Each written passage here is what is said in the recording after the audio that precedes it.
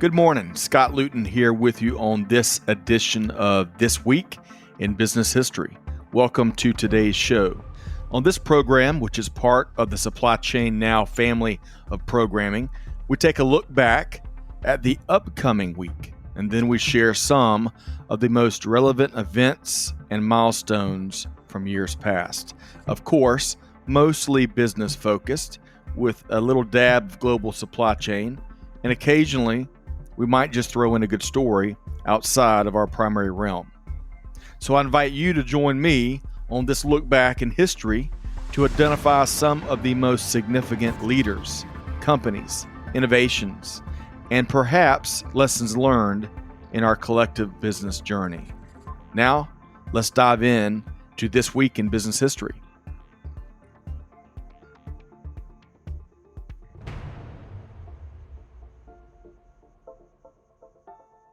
Hello, and thanks for joining us. I'm your host, Scott Luton, and today on this edition of This Week in Business History, we are focused on the week of September 14th. In today's episode, we've got a little bit of the Baskin-Robbins approach going, as we're going to be sharing a variety of historical occurrences from across the business world. Golf, high finance, higher education, retail, emoticons, and the Supreme Court. How about that for the spice of life that is variety? Thank you for joining us here today on This Week in Business History, powered by our team here at Supply Chain Now. Let's start with retail. On September 16th, 1875, James Cash Penney was born on a farm near Hamilton, Missouri. He had 11 brothers and sisters and one very strict father. In fact, it's been reported that beyond maintaining stringent discipline in the household, James Cash Penney Sr. would make his children pay for their own clothing. The need for a good bargain would perhaps stick with James Cash Penney Jr. for the rest of his life. Penney initially wanted to be an attorney and practice law, but fate would intervene. Unfortunately, the Penney family would lose their patriarch in an untimely fashion. Thus, all of the siblings had to find ways to help out. For James Cash Penney, this meant taking a job as a store clerk to help the family make ends meet. Penney's own health problems would force him to make a move, as his doctor suggested that he move west and live in a drier climate. So first up, that meant Longmont, Colorado, where he opened a butcher shop, which eventually failed. Next up, he'd become a store clerk again and eventually find himself in Evanston, Wyoming. The store was part of a small chain called the Golden Rule Store, a dry goods store that sold a wide variety of stuff. Everyone's familiar with the Golden Rule, right? It centers on treating others as you would like to be treated. It's been around for thousands of years in some form or fashion in every part of the world. And the Golden Rule Store would treat James Cash Penney quite well. In 1902, the owners would make him a one-third partner of a new store in Kemmerer, Wyoming. This store, due to Penney's leadership and hard work, along with local market conditions, would do well.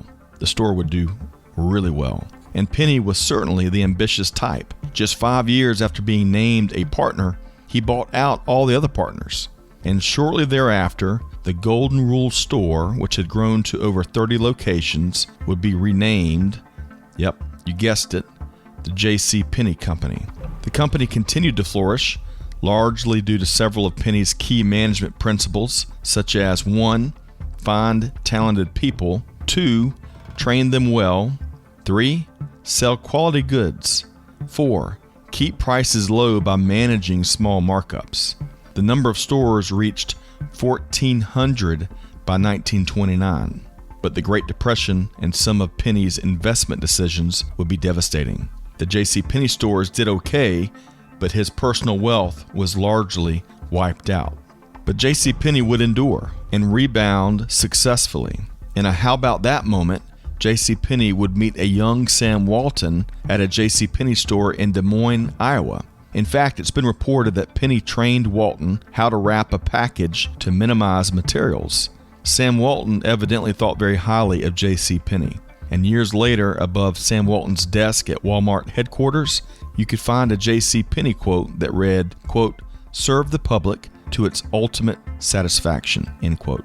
J.C. Penney would remain chairman of the board until 1946, and then would serve as honorary chairman until his death in 1971. As many know, the J.C. Penney Company has fallen on hard times, like so many other retail companies in 2020. In May of this year, the company filed for bankruptcy. In July 2020, the company, led by CEO Jill Solheim, announced a major restructuring, closing some 150 locations and eliminating some 1,000 jobs, amongst other moves. Solheim is the first female CEO in J.C. Penney Company's history, with extensive leadership experience at companies such as Sears, Kohl's, and Jo-Ann Fabrics. Solheim is making some big changes to the organization in its comeback attempt, reducing inventory levels, cutting costs, introducing new merchandise, and of course, overseeing the financial restructuring. We'll revisit in the months ahead to see if the J.C. Penney Company can rebound as successfully as its namesake. All right, so let's take a break from retail and let's play some golf. On September 15th, 1911, Karsten Solheim was born in Bergen, Norway. His family immigrated to the U.S. in 1913. They made their home in Seattle, Washington. Karsten Solheim's father, Herman, was a shoemaker. To help the family make ends meet during the Great Depression, Karsten Solheim would withdraw from the University of Washington and work in the family's shoe shop. The experience Solheim would garner in working with his hands to make things, well, that would pay off handsomely down the road. Karsten Solheim wanted to be an engineer and did just that. And in 1953, he would join General Electric as a mechanical engineer, and he made his mark. Solheim would help the company's engineering team design the rabbit ears antenna that GE's first portable televisions would use. At age 42, Solheim would find the sport of golf and absolutely fall in love with it. It would consume him. It would also make him very wealthy. Solheim worked to become quite good at the game of golf, but he was frustrated with plateauing a bit at a 5 handicap. So to give a 5 handicap a bit of context, keep in mind that a 0 handicap in golf indicates a scratch golfer, someone that you certainly would never want to bet against on the links. Karsten Solheim was really frustrated with his putting. The putters of the day in the mid-50s drew his ire. So as any true engineer would do, Solheim set out to design and build his own putter. His first conceptual prototype would be fashioned out of a couple of popsicle sticks and sugar cubes. Solheim would build a putter in his garage in Redwood City, California, based on that concept. And when it struck a golf ball, it made a distinctive ping. Thus, a trade name was born. Solheim's putters and clubs would all bear the name Ping, but Karsten still wanted a name for his putter. His wife Louise came up with the answer, literally. She suggested that since it was the answer to his putting woes, that the putter should be called Answer. Karsten would remove the W from the word so that it could fit and be trademarked on the back of a putter. Thus was born the Ping Answer putter, which is still highly popular in the game today. In 1959, Karsten Solheim would leave GE and found his own company, the Karsten Manufacturing Company. By 1969, the company would introduce full sets of golf clubs that utilized the innovative perimeter weighting that Solheim had developed. The company flourished from there, and you're going to find Ping equipment utilized throughout the golf industry, from the world's greatest golfers to amateurs everywhere. In the 1980s, after watching the Ryder Cup gain in popularity, Karsten Solheim would have one other big idea. Why not create a Ryder Cup for female competitors? In 5 months' time, with Solheim's energy, leadership, and financial backing, the Solheim Cup was born. In 1990, the first ever Solheim Cup was played at Lake Nona Golf and Country Club in Florida, and the United States team would defeat the European team handily. The 2021 Solheim Cup will be played at Inverness Club in Toledo, Ohio, and is slated to run from August 31st to September 6th, 2021. For all of his innovations and contributions to the game of golf, Karsten Solheim would be inducted into the World Golf Hall of Fame in 2001, just months after he passed away at the age of 88. Karsten Solheim changed the game for the better in so many ways. Now, you may never look at a Ping putter the same way again. A few other items to note on This Week in Business History for the week of September 14th. On September 19th, 1881, the Tuskegee Institute in Tuskegee, Alabama would hold its first classes.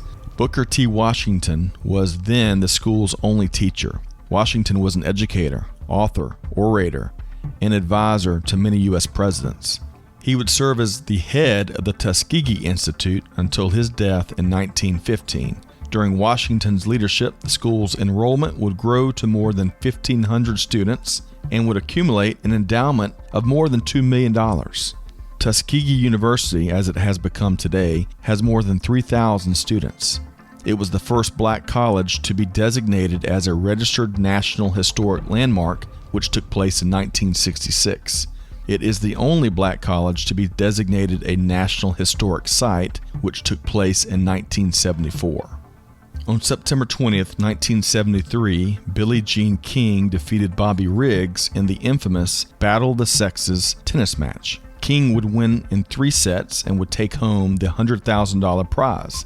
And the game was viewed by an estimated 50 million people in the U.S. and some 90 million worldwide. For context, the Super Bowl in 1973 only gained 67 million viewers.